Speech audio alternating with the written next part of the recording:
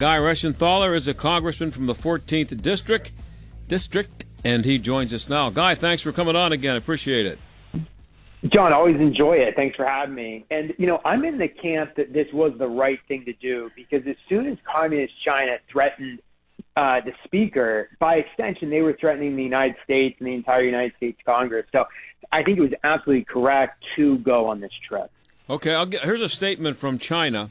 For people who haven't seen this or heard this yet, there is but one China in the world. Taiwan is an inalienable part of China's territory, and the government of the People's Republic of China is the sole legal government representing the whole of China.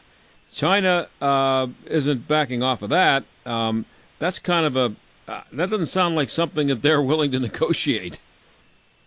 Well, no, that would be like us saying that Cuba is part of the United States. It's absolutely absurd. And anybody that knows the history here will recognize it. Just because Chiang Kai-shek's military, after World War II, retreated to the island of Formosa, does not mean that Communist China has territorial claims over the island that is Taiwan.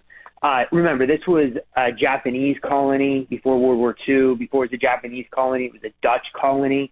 At periods of time, it was actually controlled by pirates. So for the Chinese to exert some kind of territorial claim over Taiwan is weak. But they get away with it because of our strategic ambiguity stance and our one China policy, which, thank you, Richard Nixon. He's the one that introduced that. Just another bad decision that Nixon made.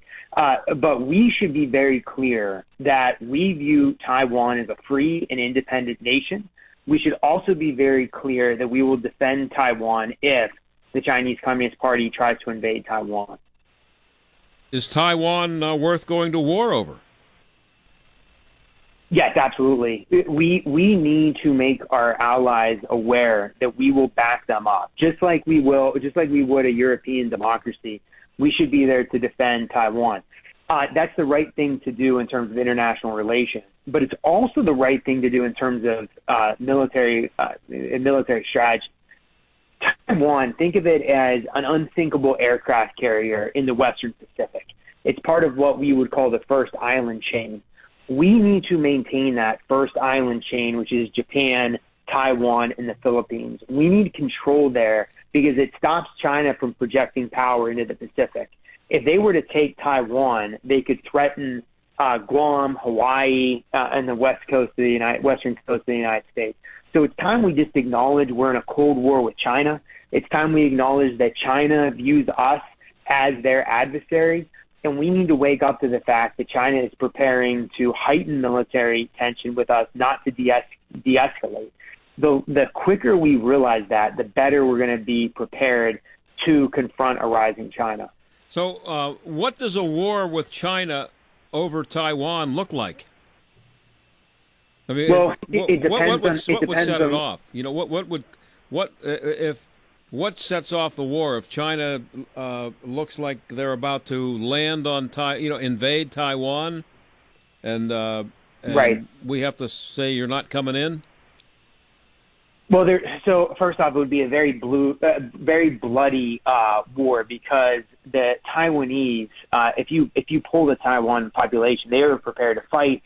I've been to Taiwan. It's very mountainous. There are a lot of hidden military airfields and bases. So the Taiwanese could put up one heck of a guerrilla war. They also could put up an amazing resistance to the first wave. The key, though, for us is to prevent an invasion from taking place in the first place. Because as soon as an invasion takes place, it's going to be very hard to rearm Taiwan. It's hard enough for us to arm Ukraine, and we're doing it through the landmass that is Europe. If we're going to have to get equipment and arms there through the Pacific, it's going to be incredibly difficult for us to do it.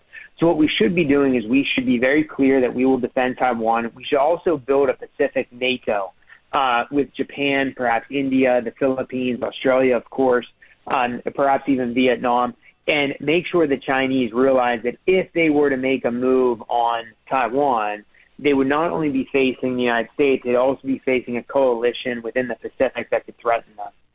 Of course, people are talking about, I guess people seem to forget that China has nukes.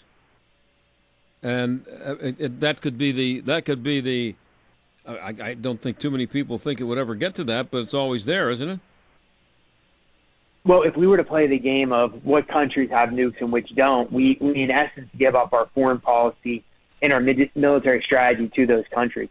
Much like with Ukraine, when we were talking about having a no-fly zone in Ukraine, that would have brought the war to a quick end. We probably would have not had the economic pain that we're seeing across the world if we would have done that. But we chose not to because Russia has nuclear weapons. So at what point do you say we are going to move forward with our international relations despite the fact that other nations have nuclear weapons? It's also a good point to make sure Iran, for example, never goes nuclear, because it's amazing that the Democrats and the Biden administration is very soft on Iran going nuclear, yet they turn around and they give us excuses for not defending Taiwan, for not making sure the Ukrainians can actually win, by saying that the Russians and the Chinese have nuclear weapons. If Iran gets nuclear weapons, we'll be in this situation in the Middle East. We're talking to Guy Reschenthaler, Congressman from the 14th District. You said that this was the right thing to do because you can't let China dictate what we're going to do foreign policy-wise. But was it the right thing to do to provoke them by saying you're coming at this point? I mean, how about just sticking with the status quo at this point, especially with what's going on with Russia and Ukraine? Was this a good time to stir things up? Well, I don't perceive the speaker's trip to Taiwan as a provocation. Taiwan is a free and independent democracy. You have the Speaker of the House from the United States going to have diplomatic relations with Taiwan. I was in Taiwan in 2019. I was actually also in Hong Kong and China on another trip. But I don't think there's anything that's provocative about a member of Congress going to another nation to conduct business. What was unnecessary was the saber rattling and the threats coming from the Chinese Communist Party. Also, what was unacceptable was the Biden administration, Joe Biden himself in the White House, criticizing the speaker for doing this. Also, the Pentagon with Kirby kowtowing to the Chinese Communist Party, for example, and undercutting the Speaker of the House. That was what was unacceptable. But I don't fault the speaker for making this trip. In fact, I think you rarely hear me say anything that's commendable about the speaker, but this is commendable.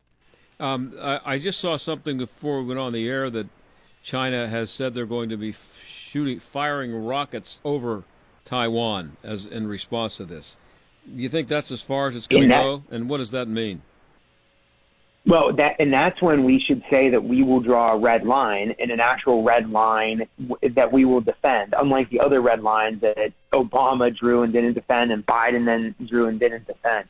What is provoking this aggression is not necessarily the trip that Pelosi is taking. What's provoking it is the weakness from the West, the weakness from Joe Biden, the weakness from the Pentagon and top military brass. The Chinese are now viewing us as a paper tiger, especially in light of the surrender in Afghanistan. So they view us as a paper tiger. So our perceived weakness is inviting this aggression. We need to match that, the saber rattling, with red lines that we will enforce. I think it's time for us to do military war exercises with the Taiwanese. I think it's time for our military members to go over and coordinate with the Taiwanese military.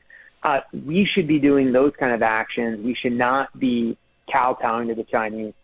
Is there any reason for Americans, though, to be confident about getting involved in any kind of a military conflict when Joe Biden is the commander-in-chief? The guy doesn't know what day it is.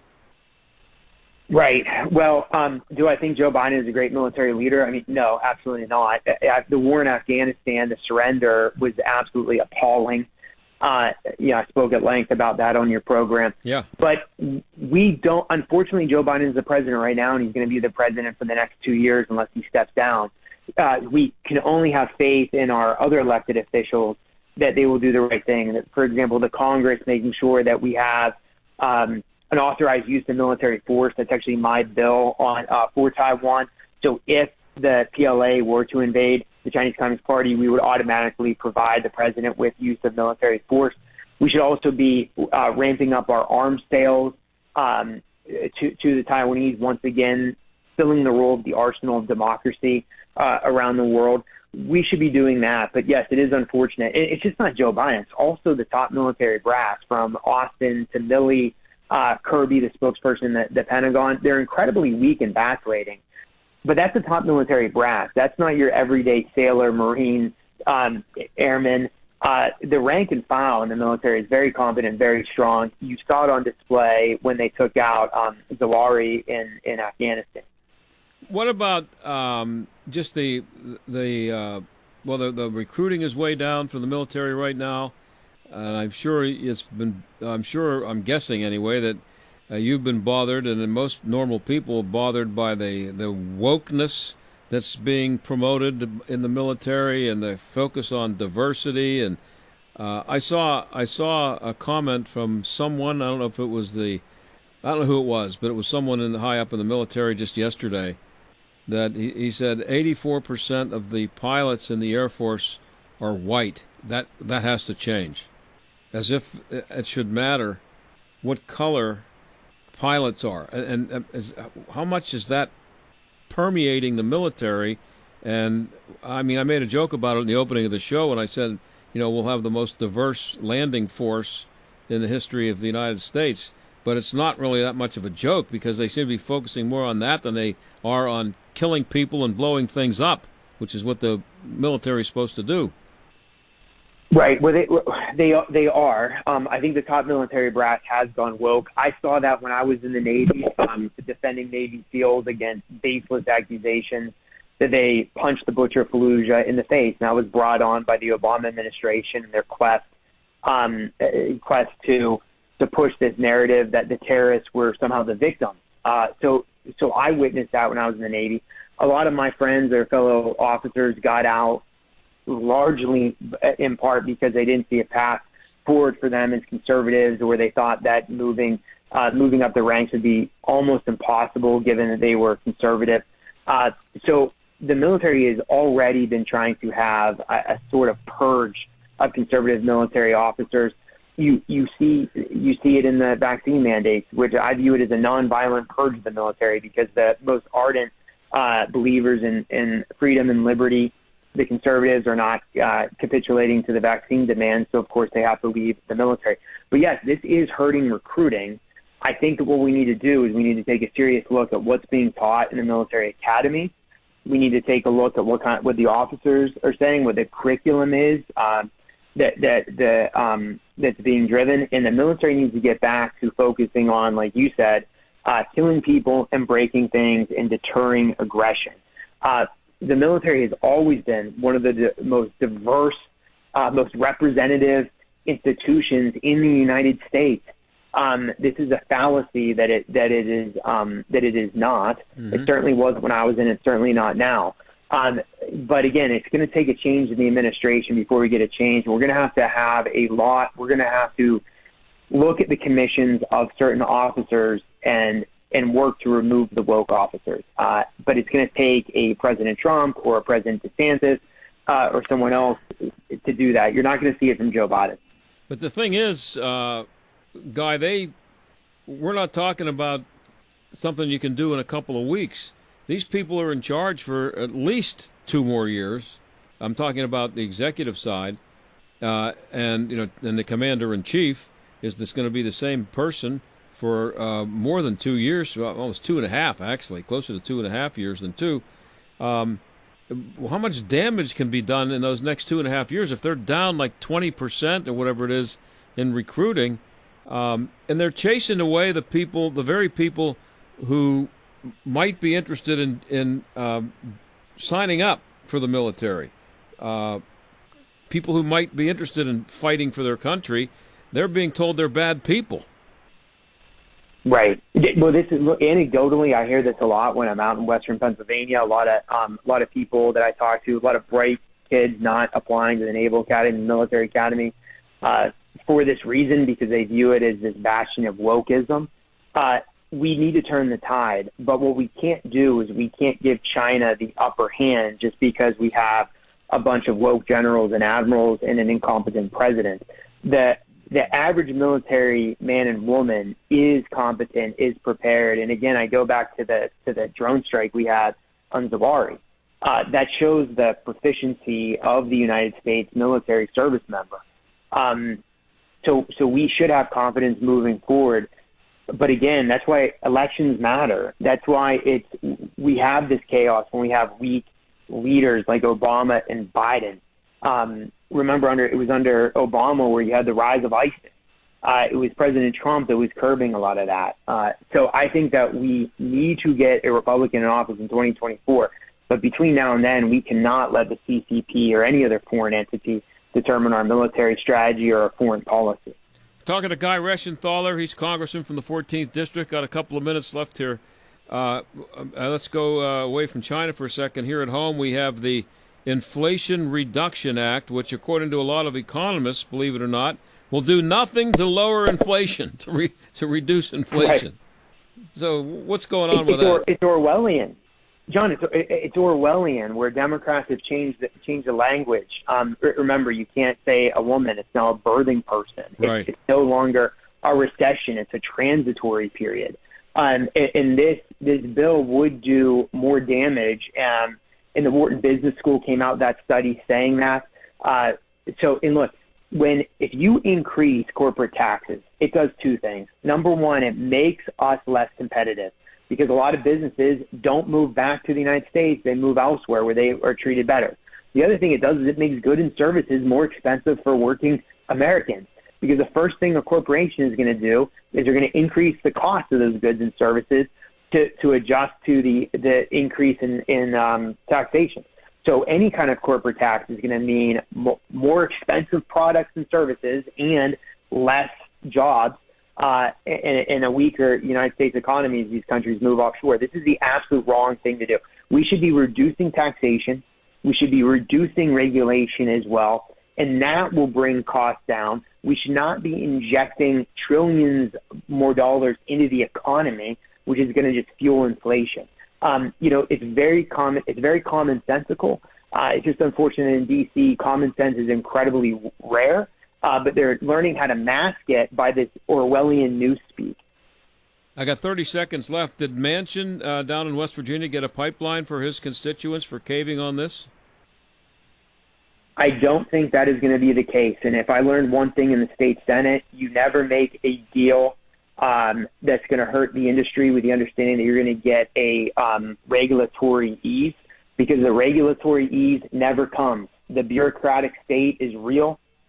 There is a real war against energy. So if Joe Manchin is trading anything, thinking that he's going to get a pipeline or ease in regulations for West Virginia and the natural gas industry, he's going to be sorely mistaken. Hey, Guy, I'm out of time. I appreciate it every time you come on, and hope to have you on again. Thank you. Likewise, John. Take care.